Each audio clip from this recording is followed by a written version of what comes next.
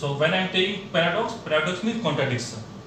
Contradiction to what Stonepur-Samuelson theorem is saying with tariff. Okay. So what is Stonepur-Samuelson theorem with tariff saying? What it is saying?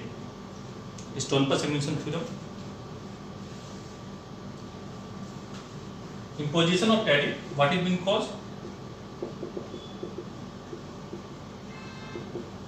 When tariff is imposed, which factor will benefit more? It will benefit scarce factor and hurt abundant factor. Right? Yes or no?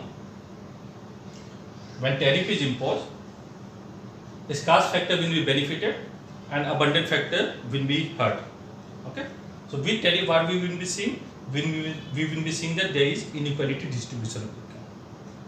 Okay? But what is the problem with this Stonepur-Samuelson theorem? Okay? Problem is that Stonepur-Samuelson theorem is saying is that only domestic relative price will change. Terms of trade will not change. Okay? And Mejner is saying that, okay, in his paper published in 1949, paper name is Tariff, Terms of Trade and Distribution of Income, that it is a terms of trade that improve. This part. Okay. Okay. Now paradox. Okay. Paradox. What paradox means? Contradiction. Okay. So contradiction will be what? In simple word, if you forget. Okay. So Stonepur-Samuelson theorem is saying it will benefit scarce factor. What will be the contradiction? It is not going to benefit the scarce factor. Imposition of tariff is not going to benefit the scarce factor. Okay.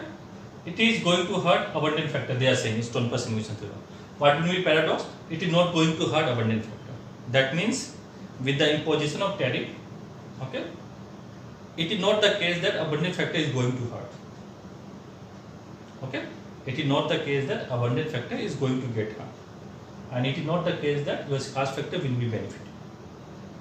Okay, that means we can be having the same case where abundant factor will be gaining and the scarce factor will be losing with the imposition of tariff. Okay, this is the contradiction or paradox. Okay, so when a tariff is imposed, okay, generally what will happen? Look at in simple word, tariff is imposed. Tariff means you are importing something, okay, and now government is placing certain tax on that one. Okay, what is terms of trade? Price of export over price of import. Okay, so suppose previously you are exchanging 1 unit of cloth for 1 unit of food. Okay, so your terms of trade is PC over PF is 1. Okay, now you are exchanging 1 unit of cloth for say, let me put 2 unit of food. Okay, then it will be easier for 2 unit of food. Now for every unit of cloth, okay, since tariff is imposed, okay, so you are able to exchange 1 unit of cloth for 2 unit of food. So your terms of trade is 2. So there is an improvement in terms of trade. Okay, there is an improvement in terms of trade. Of course, 1 unit will be going to the government. Okay, in this case, 100%. There is a 100% tariff because it has increased to 2. So it is going to the government. Okay. So with the imposition of tariff, we can say that there will be improvement in terms of trade. Improvement in terms of trade, basically from home country perspective, it means that increase in PC over PF. Right? Price of cloth increases relative to price of food. Because home country is exporting cloth and importing food. Okay? Now,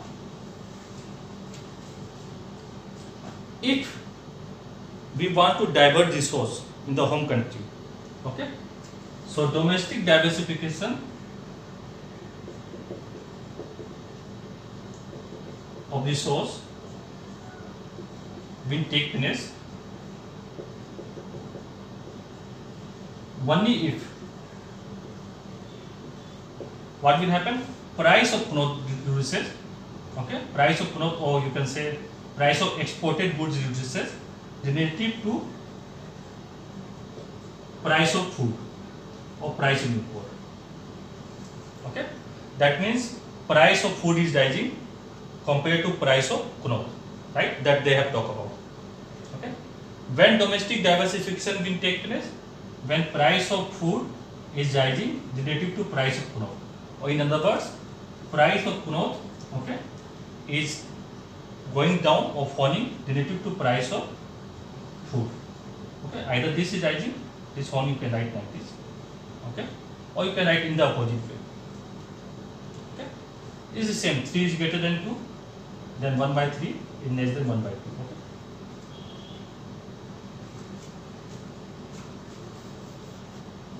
So for domestic diversification, what is required? Required that your price of food must be rising more than price of cloth, or relative price of food must be rising. But when you are imposing tariff, what is happening? The terms of trade is improving. Okay. So what will happen? Diversification will not take place domestic. Okay. In the domestic country, diversification will not take place. Okay. Now, keeping this in mind, okay, assuming that offer curve of foreign country is inelastic. Okay, the reason that I am taking inelastic, okay, in order to show Meissner paradox with the help of offer curve. Okay, why we are taking inelastic, I will be showing you at the end. Okay, so when I am saying that the offer curve of the foreign curve is inelastic, okay, so here let me draw the inelastic part of the foreign curve. Okay, then it will be clear. I am writing food. This is the export of the foreign country. Okay, and this is cloth. This is import of foreign country. Okay, so when you are drawing the offer curve of foreign country, it will be like this. It becomes inelastic. See, it becoming straight here. Okay, this is offer curve of foreign country. When I am drawing export here. Can everyone? This is what we are assuming, that the offer curve of the foreign country is inelastic. Okay. Now, given this assumption, okay, we want to determine equilibrium terms of trade. Okay. So here I am writing your food. Food is the export of the foreign country. It is the import of the home country. I am looking from home country perspective, and here I am looking cloth, export for the home country. Okay. So when I am drawing the offer curve of the foreign country, it will burst towards its export sector. Okay, or it will bend towards its export sector. Okay. So this is the offer curve of the foreign country. See, it is becoming inelastic, this part. The previous graph that I have drawn, this one is inelastic part. Okay, inelastic means it is going straight. Look at this. Can everyone? This part is inelastic. Okay.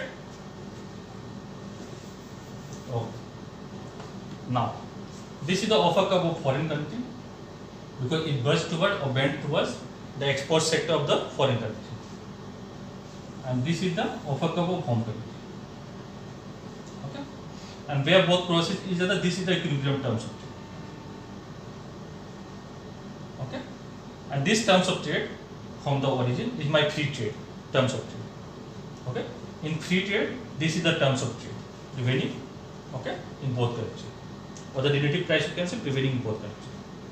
Yeah, this is the terms of trade that we have, and this is free trade terms of trade. Free trade terms of trade. Okay. Now, home country imposes tariff. Okay. So when home country imposes tariff, what will happen? This line will become steeper. Yes or no? If you remember, slope will become steeper, then it will become steeper. This line, we have done proportion in necessary. Yes or no? Okay. So this is my offer curve for the home country. Okay. When you have free trade. Okay. So when there is an improvement in the terms of trade, my offer curve will shift northward. Okay. This will be the shift in my offer curve of the home country. This is offer curve of home country shifting because terms of trade has improved. how I will look at terms of trade? This is my new terms of trade. Draw it properly. It should not be bad. It should be straight. Okay. This is my terms of trade. Okay. So improvement in terms of trade shifted my offer curve. Okay, of the home country, and this terms of trade is with tariff imposed by the home country. Okay. Now look at. In case of free trade, when you have this terms of trade, say 1, okay, home country is exporting how much? OX1, okay, and demanding how much? Say OY1, okay, with the imposition of tariff, okay, home country is exporting how much? Look at here, home country, this is home country offer curve, okay, at this terms of trade, this 9, this terms of trade, okay, home country is exporting less amount. Home country is exporting less amount and importing more. Right? At this new equilibrium terms of trade, home country is exporting less and importing more. Clear everyone? Yes, no? Okay. Now, let this 9 to be say OE and this to be OE prime. This is a price line, of course, you know that. From the origin we are doing this is the price line. So OE is a price line, PC over PL. Okay? And OE prime, okay, is a price line with tariff. Okay? PC over PL, say with tariff. Okay? And this is, you can put hat, okay, because this is free trade terms of trade, you can put hat. So you can put hat plus with tariff. Okay. This one, my terms of trade with tariff, okay, OE prime, okay, it is cheaper or higher than OE. Terms of trade with free trade. Okay. So my wage rental ratio with tariff will be higher than wage rental ratio with free trade. Can you everyone? My wage rental ratio with tariff, okay, I put prime to tariff, okay, this one. My wage rental ratio with tariff, okay, is higher than wage rental ratio with free trade. Okay. So what we can say? When wage rental ratio is higher, abundant factor is gaining.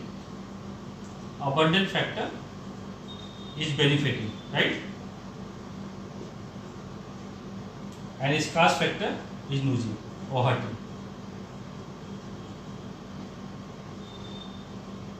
Okay?